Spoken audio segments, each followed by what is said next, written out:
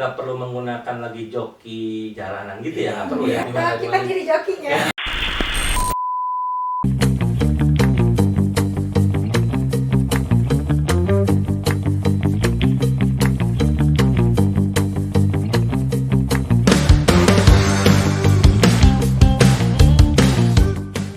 Assalamualaikum warahmatullahi wabarakatuh. Bertemu kembali dengan saya Kang TBG di Ciloto Podcast, podcastnya BPPK Ciloto. Nah, pada episode sebelumnya kita kedatangan tamu sobat belajar kita, yaitu Kang Gema dan Teh Dina. Beliau menceritakan bagaimana perjalanan kerja di tempat orang-orang berwisata, yaitu di Puncak ya. Puncak ini adalah tempat wisata yang sangat diminati oleh orang Jakarta. Jadi wisata yang paling dekat dengan Jakarta, yang memiliki nuansa dingin tanpa pakai AC gitu ya. Kalau ke Bandung kan lumayan jauh jaraknya. Nah, kalau ke Puncak ini jaraknya dekat dari Jakarta, sehingga orang-orang Jakarta itu banyak yang wisata ke Puncak. Nah, itu untuk yang reguler Sabtu Minggu atau hari-hari biasa. Bagaimana coba tantangan seorang pegawai yang kerja di Puncak, di tempat wisata, pada saat keadaan sedang liburan, baik itu libur sekolah maupun libur long weekend seperti itu ya. Nah, kita akan minta cerita lagi dari Kang Gema dan Teh Dina terkait dengan bagaimana sih pengalaman kerja di tempat wisata yang notabene pasti akan terjadi macet dan lain sebagainya. Kita sapa dulu Kang Gema dan Teh Dina. Apa kabar Kang Gema dan Teh Dina? Alhamdulillah baik. Sehat? Sehat. Luar biasa hari ini perjalanannya? Super. Nah, kita akan cerita lagi nih, Teh Dina dan Kang Gema, boleh ya? Kita Boleh. akan coba cerita lagi di episode kedua ini. Nah, kalau sebelumnya kan cerita tentang tantangan yang biasa-biasa aja sehari-hari. Nah, kita akan coba minta view nih dari Kang Gema dan Teh Dina. Gimana kalau keadaannya sedang holiday atau masa-masa liburan anak sekolah? Biasanya kan liburan apa ya Kang Gema dan Teh Dina? Liburan naik TK, liburan tahun baru, tahun ya, Natal, akhir tahun gitu. Kalau nggak libur Lebaran. Libur Lebaran. Jadi ada 3 libur yang crowded ya mungkin ya buat perjalanan menuju Puncak. Menuju Puncak. Atau mungkin libur-libur yang hari-hari kejepit, libur-libur nasional itu biasanya. Oh iya, libur-libur nasional yang kejepit, misalnya Seninnya libur gitu ya. Ya Selasa. Kalau nggak Jumat Selasa libur. merah, Seninnya akhirnya harus aktivitas gitu ya. Oke. Nah, apa sih tantangannya bagi Teh Dina dan Kang Gema yang khususnya ya, yang kerja melewati tempat wisata? Jadi orang lagi berwisata, Kang Gema mau kerja ya, mau berbakti pada negara gitu lah. Apa tantangannya Kang Gema dan Teh Dina? Kalau tantangannya sebetulnya ya apa namanya? Dari sisi waktu mungkin ya, Kang TB ya. Mungkin dari episode yang sebelumnya saya sempat sampaikan juga terkait itu Kodija. Kolot di jalan. Makin kolot lah di jalan. Makin tua di jalan. Itu makin tua. Yang jelas biasanya kita range waktu paling berangkat tuh cuma 45 menit sampai 1 jam. Ini bisa lebih kalau berangkat juga, misalnya bisa 1 jam, 1 jam setengah lah kalau misalkan pagi-pagi. Seperti itu sih Kang. Tantangannya pasti ya itu dari sisi waktu kita harus lebih ini lagi sih, prepare lagi waktunya maksudnya. Kalau Teh Dina kan di cerita sebelumnya menceritakan kalau pakai angkutan umum ya. Iya, kalau pakai. Kalau lihat dari waktu berangkat pagi tuh tidak terlalu tidak terlalu lama karena kan sudah Belum bisa pada datang ya. Ya, sudah bisa mengakali kalau misalnya ini berarti berangkatnya harus lebih pagi gitu kan. Tapi yang kerasa banget tuh kalau pulangnya. Kalau pulangnya itu kan kadang biasanya ditempuh bisa lebih cepat, ini jadi lebih lama. Pertama suka jalan itu ditutup gitu loh, apalagi kalau libur-libur akhir tahun, libur yang lain tuh biasanya dikarenakan banyak sekali yang datang ke Puncak untuk berwisata. Akhirnya pada saat kita pulang, kita tidak bisa pulang karena jalan sedang ditutup satu arah ke atas. Satu arah ya. Kebayangkan mau pulang nggak bisa ditutup satu arah ke atas, kita harus nunggu dulu agar dibuka satu arah turun. Sudah terbiasa diterpa dengan tantangan macet dan liburan-liburan, sehingga Kang Gema dan Teh Dina ini memiliki strategi jalan ninja. Nah, kita nanti akan minta strategi jalan ninjanya apa sih buat Teh Dina dan Kang Gema. Boleh mungkin Teh Dina tadi yang tadi. Jadi tadi kan macetnya tergantung ditutupnya di mana. Kadang kan tuh kalau polisi itu suka nutup kadang di safari ya. bisa di Taman Safari.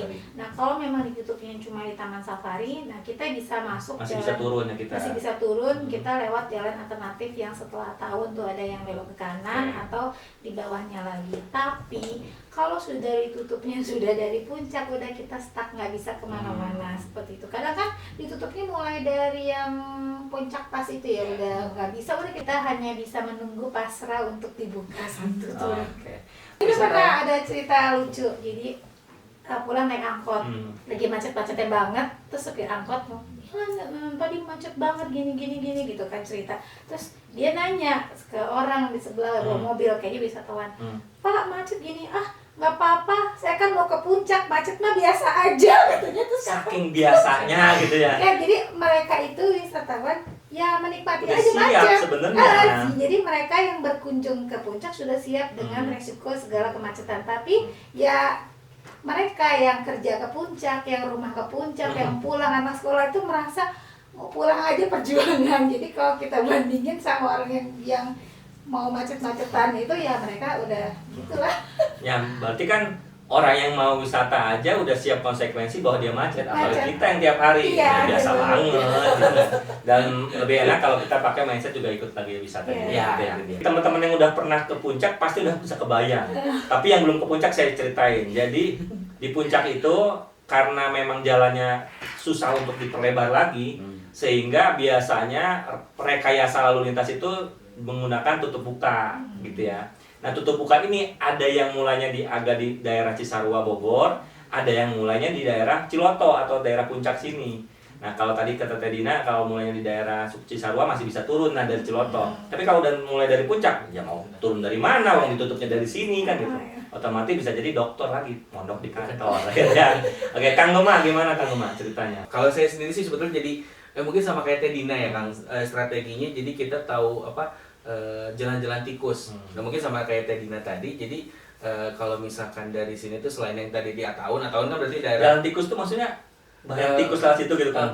Iya mungkin kecil-kecil buntu namanya jalan-jalan kecil alternatif. Ya jadi selain yang dari situ juga sebetulnya jadi kita tuh selama Tedina 18 tahun, saya 16 tahun tahu jalan-jalan alternatifnya. Baik itu misalnya kalau dari sini tuh tadi yang di Ataun ke bawahnya lagi sedikit dari Gunung Mas juga bisa Kang. Lewat ke kiri nanti tembus-tembus lagi di Gadog. Bisa. Jadi Kang Gema dan Tedina nggak perlu menggunakan lagi joki jalanan gitu ya? Nggak perlu ya? Udah tahu selahnya. Atau kita jadi jokinya. Kalau bisa sampingan bisa jadi joki menuju jalan menuju bawah ya jalan tol. Iya, oke. Nah, Kang Gema, berarti tadi kalau yang paling menantang Prodit itu pada saat waktu liburan untuk menuju pekerjaan itu sebenarnya tantangan pada saat pulang ya? Ya betul. Nah kalau Tedina kan biasanya regulernya itu kan 3 jam pulang. Nah kalau libur kayak gini berapa jam Tedina? Misalnya nih pulang dan kebenaran memang misalnya biasanya kan suka bareng-bareng sama teman atau naik angkutan umum. Tapi kadang ada beberapa angkutan umum tuh yang memang tidak mau melalui jalur alternatif. Nah itu pernah waktu itu lagi musim anak sekolah, aku sampai rumah jam 11 malam. Wow. Karena dari kantor jam 4 jalannya ditutup baru dibuka jam 6. Tapi jam 6 satu arah ke bawah itu bukan berarti lancar. Dia padat merayap. Dan sampai rumah baru jam 11 malam dan besok pagi harus berangkat lagi. Ingat teman-teman, tadi nyampe jam 11 malam bukan berarti lembur pulang jam 9 malam sampai rumah jam 11, bukan. Pulangnya jam 4, tapi nyampe rumahnya jam 11 gitu. Karena banyak teman-teman yang pulang jam 11 Tedina. Cuma jam 11 biasa. Ya iya, pulangnya jam 9, jam 7 gitu ya. Kalau Tedina enggak, pulang tetap reguler, pulang jam 4, tapi nyampe rumah jam 11. Itu namanya ya. Oke, luar biasa ya. Kalau saya sendiri sebenarnya sama sih kayak Tedina. Mungkin pas lagi momen-momen libur anak sekolah. Saya juga pernah waktu itu bareng sama anak saya bawa anak saya pas lagi liburan di sini. Rekor itu saya sama pulang reguler jam 4, nyampe rumah itu jam 10. Jam 10 itu 1 jam. 1 jam aja, tapi tetap ya rekor itu jam 10 malam kata saya tuh. Sama anak lagi itu waktu itu. Untungnya tidur anak tuh. Luar biasa ya. Itulah tantangan bekerja di daerah tempat wisata ya.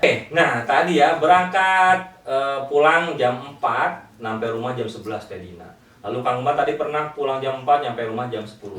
Bukan lembur, bukan, tapi memang perjalanan menuju puncak ini atau perjalanan dari puncak ini berbarengan dengan orang wisata. Orang wisata itu bukan pakai motor doang, pakai bis. Bis itu bukan 1 2, tapi puluhan. Jadi memang harus ada rekayasa lalu lintas oleh kepolisian ya teman-teman. Nah, kan udah 18 tahun Teh Dina bekerja, Kang Gemma udah 16 tahun. Apa sih hikmah yang didapat dari perjalanan kalian ini selama bertahun-tahun ini bekerja di BPPK Ciloto? Boleh cerita. Oke, baik.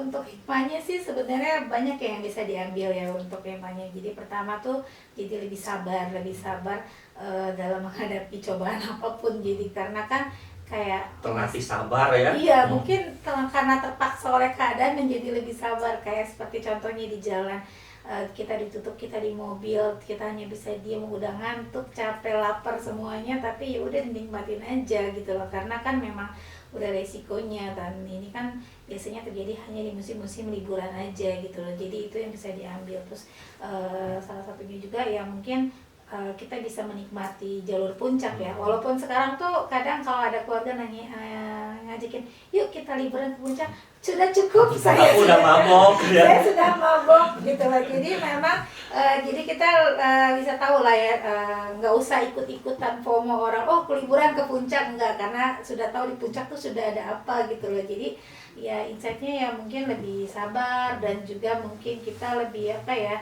lebih terlatih untuk menahan emosi juga. Karena kan apalagi udah kesel gitu loh, lagi macet-macetan tiba-tiba ada yang bisa lewat gitu aja, mungkin tahu ya kan Bebe ya. Jadi orang macet-macet tapi dia dengan gampangnya lewat aja gitu loh. Menyalahgunakan kewenangan untuk menyalahgunakan kekuasaan gitu seperti itu, dan kita hanya bisa melihat oh ternyata begini loh kalau kita ngerasain, kalau kita memang dari bawah tuh seperti ini gitu loh. Jadi kita bisa merasakan apa yang orang-orang rasakan gitu sih Kang. Luar biasa ya. Jadi ada sabar dan ada melatih emosi. Melatih emosi. Ya. Luar biasa nih. Dari Kang Gemma, apa hikmah yang didapat dari perjalanan kerja 16 tahun dengan di tempat orang wisata? Mungkin sebetulnya nggak beda jauh mungkin ya. Yang pertama itu ngelatih kesabaran, Bebe dan teman-teman sekalian. Mungkin yaitu dia sabar, nguji emosi kita, karena yaitu dia yang datang ke puncak itu beribu-ribu malah mungkin orang-orangnya kan, jadi macam-macam karakter seperti apa. Mungkin itulah ngelatih kesabaran, emosi kita biar lebih mereda emosi. Lalu mungkin yang lainnya lagi, yang kalau saya ini lagi itu ada dari setiap, kalau dibalikin lagi ya, kalau dari setiap yang namanya macet berarti itu adalah permasalahan yang ada. Nah, kita akan cari way out ataupun jalan alternatif. Setiap ada masalah pasti ada jalan. Ya, itu dia. Alhamdulillahnya gini Kang, Gimana? segimanapun macet, stres dan lain-lain, tapi kan tujuannya satu ya. Jadi kita memang dalam hidup itu kita harus punya tujuan. Nah, berarti tujuan saya di kerjaan itu ingin pulang ketemu keluarga gitu loh. Jadi itu lebih terobati ya. Jadi kalau kita bisa kaitkan, jadi bahwa setiap kita pekerjaan apapun kita harus ada tujuan yang kita loh. Jadi kalau ada tujuan pasti kita ngelaluinya lebih enak, ada satu gitu. Nah, mungkin juga bisa juga mungkin view-nya kita ganti menjadi view kita sedang wisata juga. Kita jadi ikut wisata aja seolah-olah ya. Kita jadi wisatawan gitu ya. Oke, Teh Dina, Kang Gemma, makasih banyak nih atas sharing-sharing di hari ini. Mudah-mudahan semuanya mendapatkan insight dari apa yang kita ceritakan di hari ini ya. Terima kasih Kang Gemma dan Teh Dina, sehat selalu. Kita pamit ya teman-teman sobat belajar semuanya. Sampai jumpa kembali di Ciloto Podcast BPPK Ciloto. Assalamualaikum warahmatullahi wabarakatuh. Waalaikumsalam.